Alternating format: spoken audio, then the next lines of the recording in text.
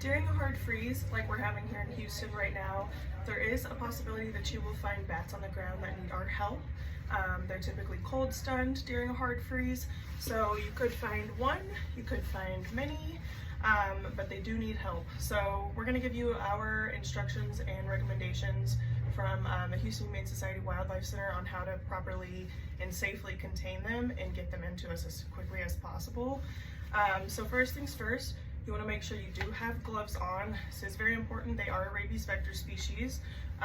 And then we recommend, this is what we use a plastic container like this with some type of soft cloth on the inside and little tiny holes poked in the top for air. So with the holes, you want them to be no larger in circumference than the size of a pencil or pen. They can get out of very small holes, so you want to make sure there is no possibility of that.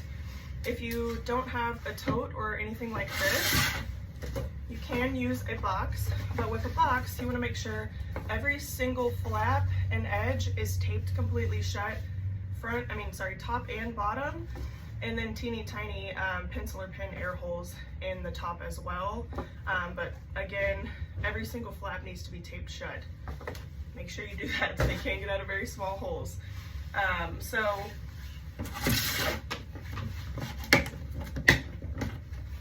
what we typically use to contain them, you can put the box or container on its side next to the bats. And we recommend a few different ways. So I typically use a ladle and a dustpan, and you can just gently scoop the bats into the dustpan and slide them into the tub or box. You can also use something like a laminated sheet of paper so you can slide under them a little bit more easily. So you can get many at one time and then slide them into the box as gently as you can. You can also use a piece of flat cardboard, anything flat, or a ladle or something like that to scoop them up and then place them into your container. You want to make sure you're never touching them with your bare hands, with even gloved hands. Make sure you're using something else to pick them up and get them into that container. Once you get them into the container, you want to make sure you put your lid on or close the flaps if all you have is a box. We use these tubs. Make sure you close it, lock it shut, or with the box, tape every flap shut.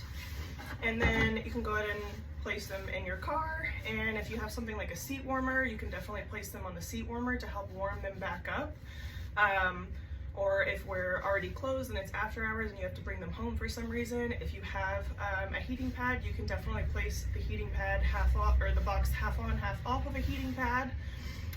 If we are open, then go ahead and give us a call as soon as you can after you do find bats, and we will ask you to just go ahead and bring them in if you can while we're open. If we are closed, then you can take them home and keep them in a dark, quiet space. Make sure all those flaps are taped shut. Make sure the container is completely sealed. So dark, quiet, warm space, that's going to be the best thing for them. If you do happen to find bats, then we recommend not giving any food or water. Just keep them in that warm, dark, quiet space and get them into us as quickly as possible. And thank you so much if you do end up helping any wildlife. We really appreciate it here at Houston Humane Society Wildlife Center. Give us a call if you have any questions about anything that you find, and we can help you out.